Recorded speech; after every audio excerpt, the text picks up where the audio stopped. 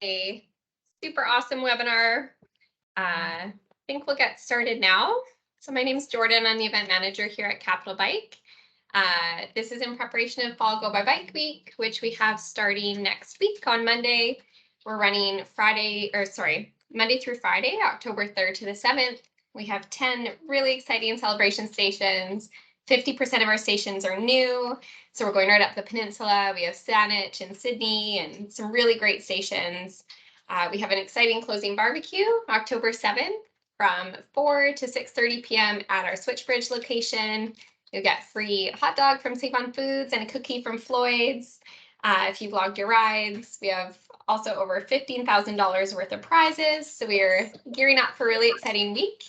If you haven't already, if you want to go to Go by Bike BC to sign up, log your rides there as well. And we're looking forward to a really good Fall Go by Bike Week. So the webinar today is by Ed Pullman. Ed's a board member with us here at Capital Bike and a seasoned commuter, so he's the perfect person to do this. The webinar is Don't Trust Google Maps, Navigating by Bike.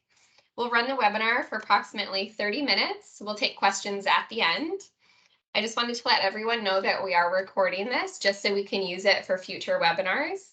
It looks like everyone's got their cameras and the microphones off, so that's great. We'll do questions at the end, so you can turn on your microphone and camera if you like for that. If you want to stay private, you can just type in the chat box on the side there, and we'll get to your questions at the end. I want to give everyone a quick heads up too that we have another webinar on tomorrow by Adam Kruper. He's our executive director here at Capital Bike. And that's going to be all about biking in bad weather and extending your biking season. And he has some really amazing tricks for getting the most out of your bike through the winter months. So it'll be really great. You could sign up on our website if you're interested in that. So I'm going to turn it over to Ed. Thank you so much for coming, everyone, and I will see you shortly. Thanks a lot. Can everyone hear me? I'm assuming so. Type in the chat or let me know if you can.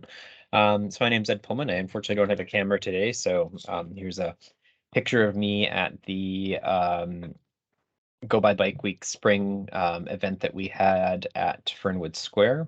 That was a really fun event, and it was our first year doing it at Fernwood Square on a weekend, and looking forward to future events there. So yeah, welcome. Thanks a lot for coming today. Webinar I'll be presenting on today is route planning and safe recycling, because I firmly believe that route planning is an absolutely imperative component to safe recycling, and it's something unfortunately we don't do a great job on in the region. So I can talk about some of the things, some of the resources you can find, and really go from there. First off, I just want to acknowledge that we are acknowledge and respect the Lekwungen peoples on whose traditional territory we are currently on, and currently known as the Songhees Esquimalt and Osanik peoples, whose historical relationships with the land continue to this day. And we are hosting the Reconciliation Ride on Friday, September 30th. So do come out to that if you don't have plans on Friday, given that it is a holiday. So meet at the Songhees Walkway, and we've actually got a special permit to ride on the Songhees Walkway. We'll be heading down Wharf Street, over to Vancouver Street and up to Royal Athletic Park, and encouraging everyone to wear orange for that ride. It's going to be a really beautiful visual of this long line of cyclists starting at the Songhees and then coming in through town. So hope you can make it. So why route plan? So pretty obvious points here. Most riders are traffic intolerant, meaning they really don't like riding in traffic with heavy vehicles, many times their size and speed. So folks naturally will seek out routes that are low stress and high quality infrastructure, as this will give you a much more pleasant riding experience. The challenge, of course, we have is that we don't have networks of low stress, high quality cycling infrastructure here in North America. We certainly see that in some cities, especially in Northern Europe, but very much lacking here. So we have that trade-off between the directness of the route to get us from point A to point B in a reasonable amount of time versus needing to take detours and other routes that are hopefully not too far out of our way, sometimes definitely are, that provide us with safer and more pleasant riding experiences. So this is a chart from, God, I've had this for over 10 years. It's just some surveying, asking folks on what level of comfort they prefer when riding. And this is particularly looking at the type of barrier that you see with bike lanes. And no surprise that folks do not prefer riding with no buffer or very minimal separation between themselves and motor vehicle traffic. But the more concrete, the more physical the separation between riders and traffic, you generally see higher rates of comfort being expressed by the riding public. You can see the pictures here. We've got 3 of the most common types of cycling infrastructure. The top left, you see a traffic diversion. This is Richmond Road at Shelburne. So one of the easiest ways to create low volume, low speeds cycling neighborhood streets is to restrict car traffic onto those roads, restrict turning, restrict through roads. And we see that on this section of Richmond. We also see it elsewhere across the city, and more definitely higher levels of comfort and lower traffic volumes and whatnot we see on some of the new routes like Richardson and Holtane and Vancouver Street. Multi-use trail, the ENN on the top right there, very common, very common low stress, high quality cycling infrastructure. And then the bottom picture is of Hornby Street in Vancouver, two-way protected bike lane that we're seeing more and more of here in Victoria. So just a few general tips. Avoid making uncontrolled left turns whenever possible when you're trying to do a bit of route planning. Ideally, you want to make some sort of left turn with some sort of signalized crossing and also some form of dedicated lane. So if you do have to make a left-hand turn, then ideally traffic has the ability to go around you. If possible, avoid riding during rush hour or commute against the flow of traffic. Obviously, that's difficult for folks who are, part of the regular morning or afternoon commute. And then use caution on multi-use trails during rush hour, as there's lots of users, and generally we see higher rates of crashes than on roads. But of course, those crashes are generally less catastrophic in nature. Typically, folks will, and this is why this is when we look at the reporting, right? We have pretty good numbers when it comes to ICBC claims as they relate to collisions between vehicles and cyclists. But when we look at the multi-use trails, we don't see as good of reporting because we don't have that same volume of ICBC claims to look at, although there are some resources I'll discuss in a minute that you can look to. So yeah, just a few websites I'm going to go through right now to check out these. So these are really the 4 that seem to be out there. Well, and the 4th one doesn't really count. So Google Maps, bikemaps.org, and CRD, the CRD Bike Map, the online version I'll refer to in this presentation. So first off, what I could have easily turned this entire presentation into is a rant at Google Maps because they do such an absolutely horrible job at route planning, and I just can't say enough bad things when it comes to Google Maps and the routes that it will give you. So this is a perfect example here. So 490 Vancouver Street is at the corner of Vancouver and Humboldt and Southgate. It's pink townhouses that I used to live in Avon Court, and lived there for about 5 years. And I always remember just, back when I lived there, just, at that point, this was, 2010, 2012-ish that I was living there. And I had lived in Victoria for a little under 10 years at that point. And, would really, after, my later years at UVic and, just in general, had really become more of a cycle commuter, took the bus a lot less than I used to, and just started moving into pretty much exclusively cycle commuting. And this you can just see on this this Google Maps directions here, the Google will always prioritize a direct route, even if that directness is really coming at the cost of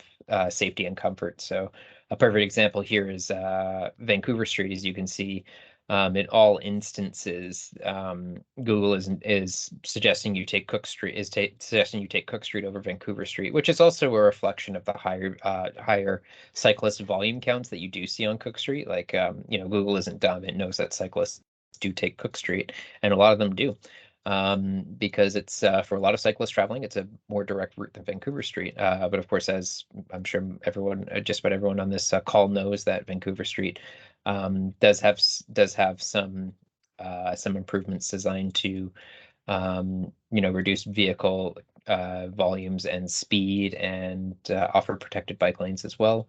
But yeah, Google does not recommend taking Vancouver Street to get to George J Elementary School, which is I would certainly recommend to anybody who's, I would certainly recommend Vancouver Street for, it certainly has some flaws, but definitely recommending taking it over Cook Street for any non-experienced user out there. Sorry, cyclist out there. So that's just one example there. In the top right here, you can see just a basic route to UVic that it suggests. And again, here we see that Google is definitely prioritizing directness over anything else. So you can see here it takes Vancouver Street up to Richardson, and then gets on Cook Street, and then takes Cook Street up to Fort all the way to Foul Bay, and then Foul Bay up, and then has this alternate route, several alternate routes that are taking you on large stretches of road without any form of cycling infrastructure. So that route along Begbie Street, as you see, and then Shelbourne, that's at least a kilometer of route without a bike lane. I would never recommend advising folks to ride on Shelbourne Street between Hillside and Bay Street. It's a very nasty spot to ride. You've got Shakespeare Street as an alternate route. Again, I would much rather see the bike lane on Shelbourne Street, but in its current state, I would not recommend riding it. And then, of course, the other route down into Richardson, and then Madison and Davie, which is a pretty good route, except for the fact that it's sending you down Oak Bay Avenue and Foul Bay Road, which both lack any bike lanes for substantial stretches. So if I was to be advising somebody on a route to take, that would be better than any of these other routes. This is the route I would recommend.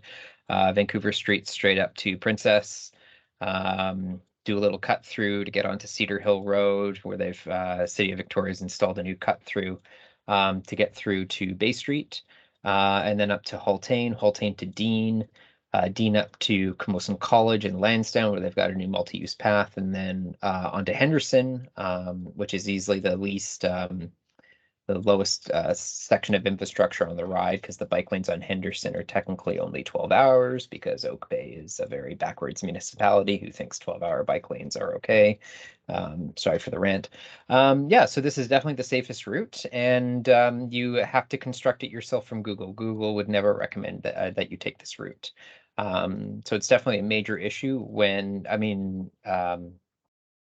taking Google. Here's another one I came up with.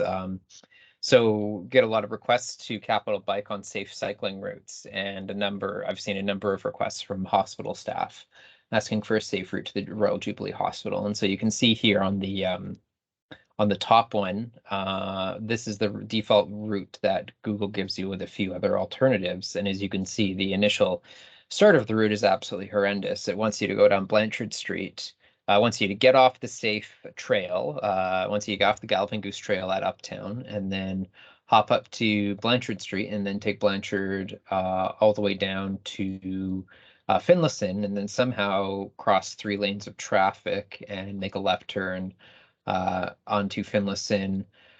Take that up to, I believe that's Jackson, and then Jackson Graham down.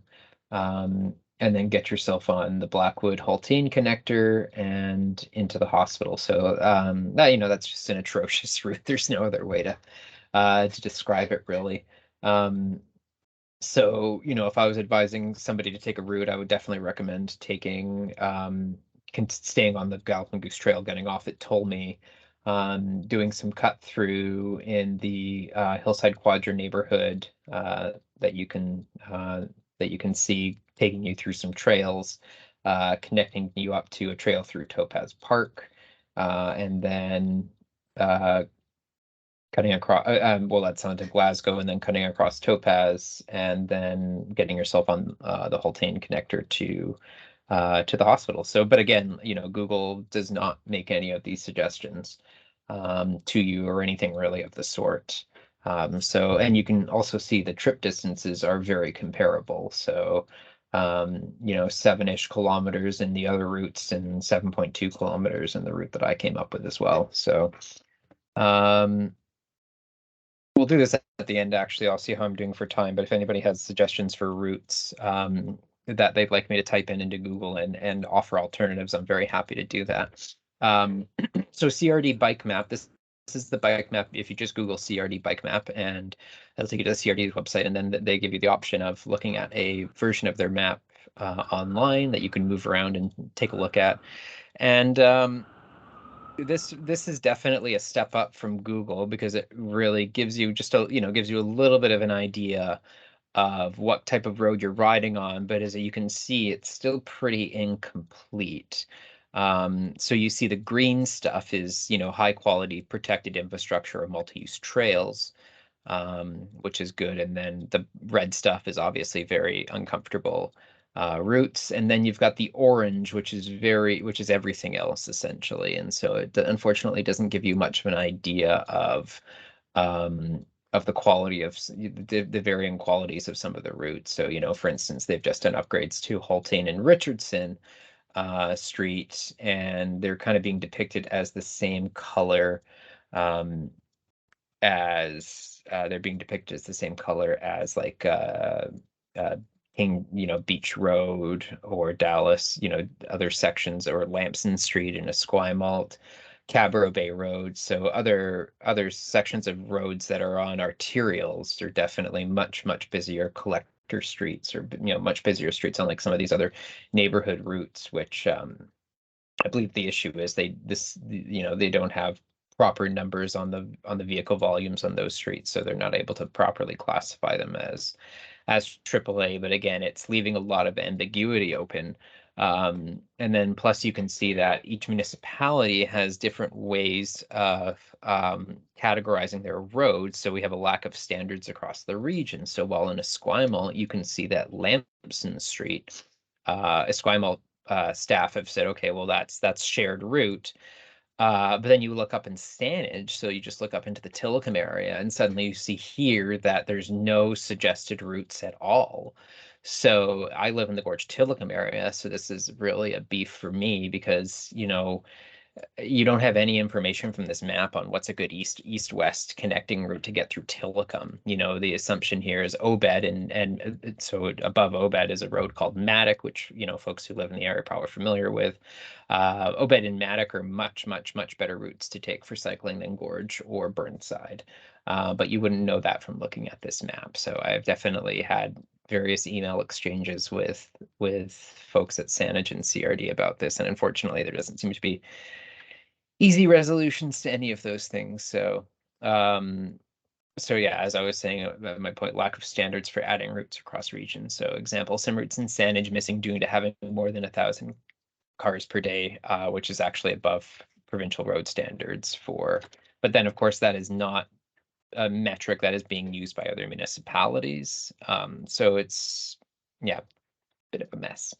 Bikemaps.org is another, is what Bike Maps is good for, is identifying hotspots or other sections or issues where that may arise. So highlighting challenging parts of route. So one example of this that I've pulled up here is Finlayson and Douglas Street, where intrepid cyclists will know that when you're going eastbound from Finlayson crossing Douglas, that bike lane is going to suddenly end on you, and you're going to be thrown onto the road and forced to share the lane with cars. So if you hop on Bike Maps, you can see this clearly identified. You can also see, if you hop over to the trail sections, you can see sections on the trail where there's definitely conflicts between pedestrians and cyclists and other cyclists. So it is capturing that range of collisions that we see that might be missed in, and also catches near misses and and other things. So definitely just that extra layer of data. It's certainly not going to be as extensive or as exhaustive as something like ICBC crash data, which is really the only other major source of data that we have for where we're seeing problems on the safety hazards on the road. And also nice thing about bike maps is you can write your own notes and submit it.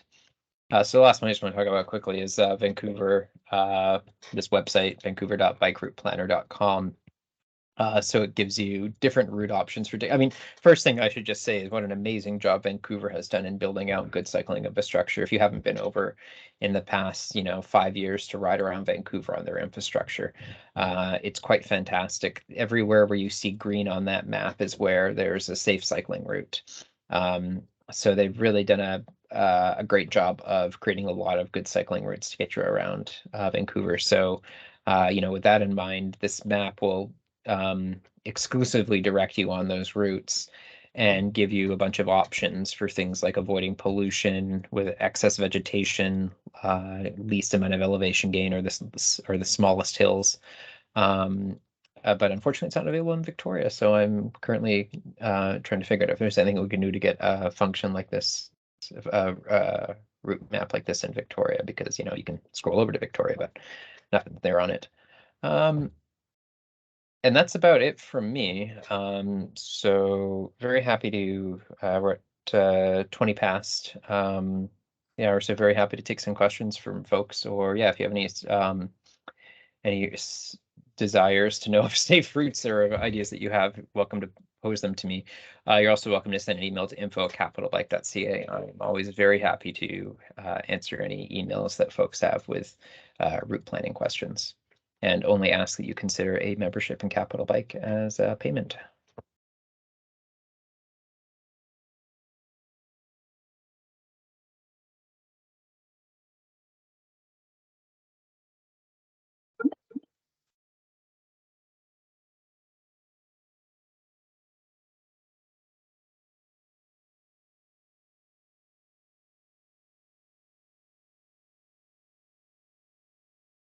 Jordan, hey.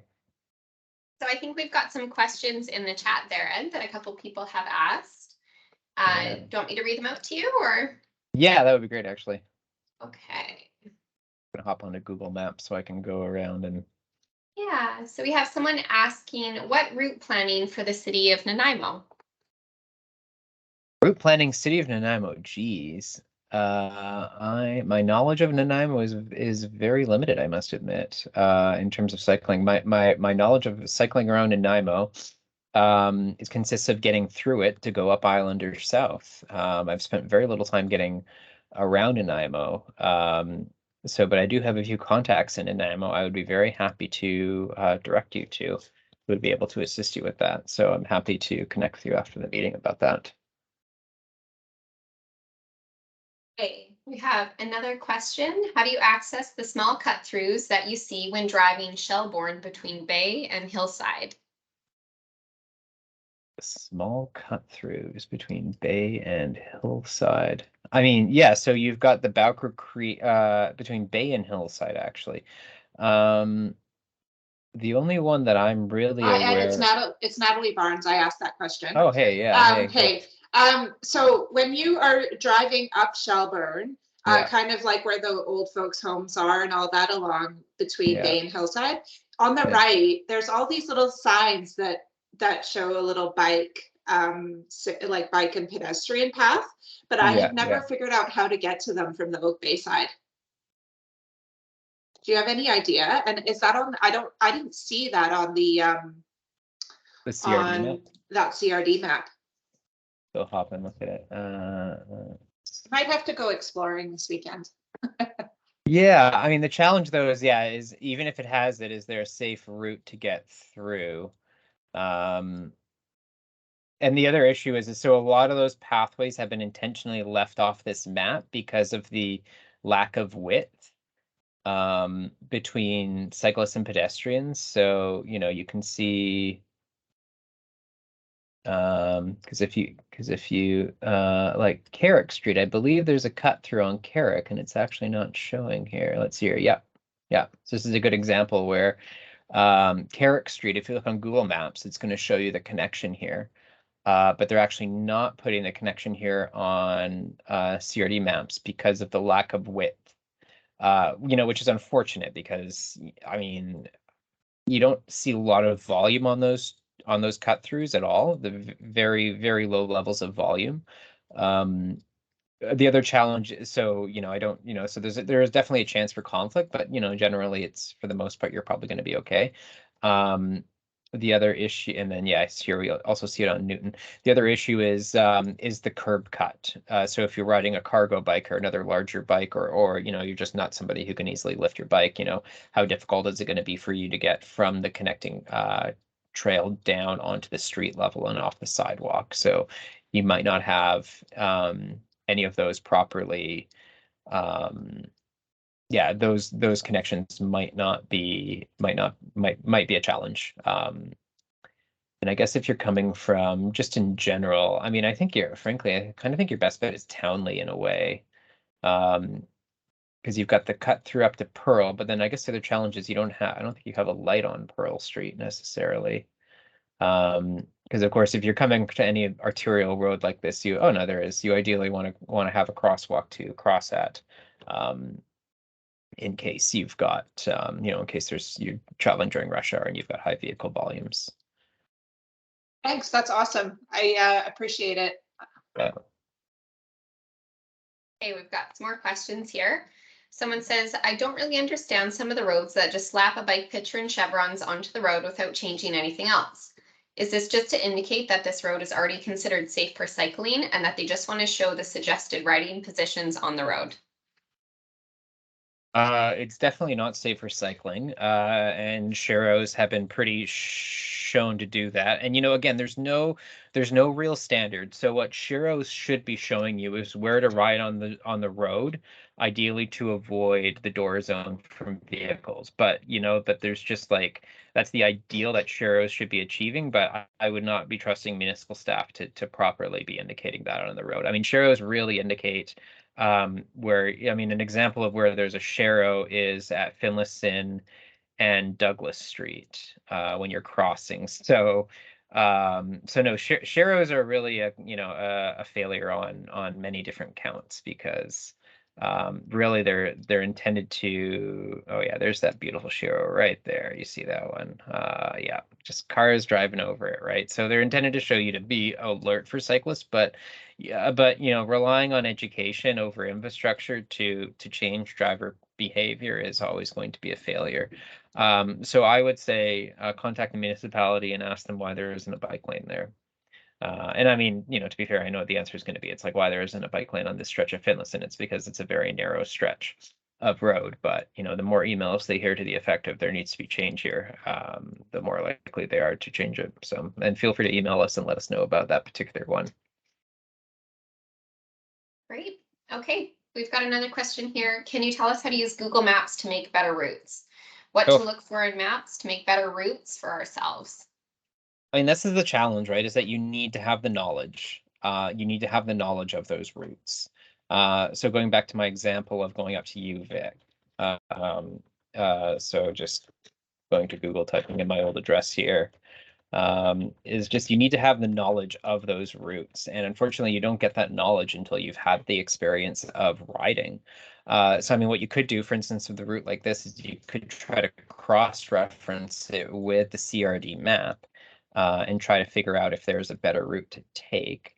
But I would say that's still a pretty challenging undertaking for someone. So and plus, as I said before, like the information you're getting from this map is just not that great to begin with, because it's really not telling you some of the better roads to ride on over other ones. But I mean, in terms of what else you could look for, I mean, yeah, you just have to really have a knowledge of, and it's really hard when you look at this map.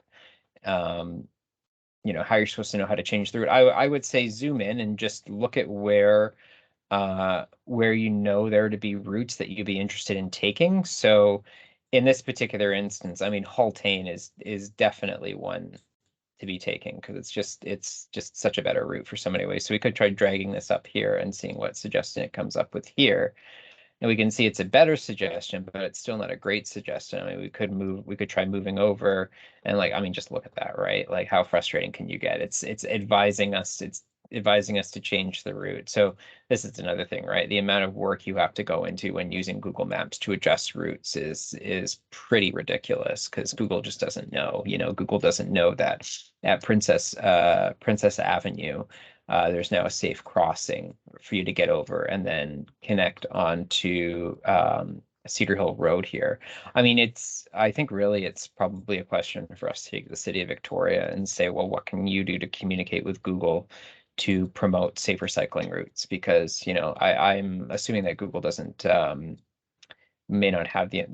does Google have the information related to the new safe cycling routes that people can take? And is there a way to prioritize those selections over others? So yeah, I think that's a question we should be taking to, especially City of Victoria, because we have the most, City of Victoria has the most safe routes for cycling in the region.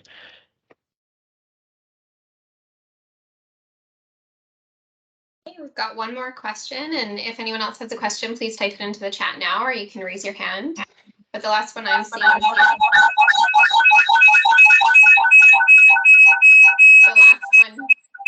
on here is, could you walk us through your recommended process when you route plan? This person right now usually does Google Maps and then the CRD Bike Map, and Google Maps satellite to figure things out. That's good stuff. Yeah. I mean, I would definitely be using those two resources for sure. Because yeah, as I just showed you, there are cycling routes cut throughs that will be captured on Google Maps that aren't necessarily captured on the CRD Bike Map as well. What would my other suggestions be? I don't know, just to play around and to really try to experiment with more routes, and to just go out there on kind of some leisure time and maybe ride around a bit and try to look for some alternate routes that you might be able to pursue. But you're definitely, I mean, these are the Google Maps and CRD Maps are definitely the two best resources for you out there. And as I said before, email Capital Bike. You could also try, for on Facebook, you could try the Family Cycling Victoria group. The other group you could try, which I did not mention, is Victoria Cycling Adventures. They're a meetup group. They have a website, vcac.net. So they organize a whole bunch of rides that folks are welcome to sign up for. But I don't know if they have a contact us generated. Or yeah, no, they got Victoria Cycling Adventures at gmail.com, so you could shoot them an email and ask, or participate in one of their rides. But yeah, I think your best bet for improving your knowledge, if you're already using the existing cycling resources out there, is to ask other cyclists as best you can. So yeah, Victoria Cycling Adventures, Family Cycling Victoria is the Facebook group as well, and then Capital Bike as well. Between those three organizations, you can hopefully get some better some ideas for other routes. Lovely, thanks, Ed. If anyone else had any more questions, you can raise your hand. There'll be a little hand in the reactions at the top, kind of right-hand side of your screen. So if anyone had any more questions, now's the time. It looks like that's it. So I'm just going to remind everyone, Go by Bike Week starts next week, October 3rd to the 9th. We're running 10 celebration stations Monday through Friday, and then you have the opportunity to log your individual rides on the weekend. We have a really exciting closing barbecue on the 7th. You can go to Go by Bike BC to sign up and log your rides. We have 50% new stations, so it's going to be a really great week. We have another webinar tomorrow. If you're interested, you can sign up on our website. That's with Adam Kruper about extending your riding season and riding in bad weather. So that'll be really great. And I just want to say thank you, Ed, so much for putting this on. It's really great information, and this is recorded and we'll be posting it to our YouTube if anyone missed anything at the beginning. I know we had a little confusion with an old link, So the information will all be available then. Thank you so much, everybody, and feel free to email us at Capital Bike if you think of any other questions. Thanks, everyone. Okay. Bye.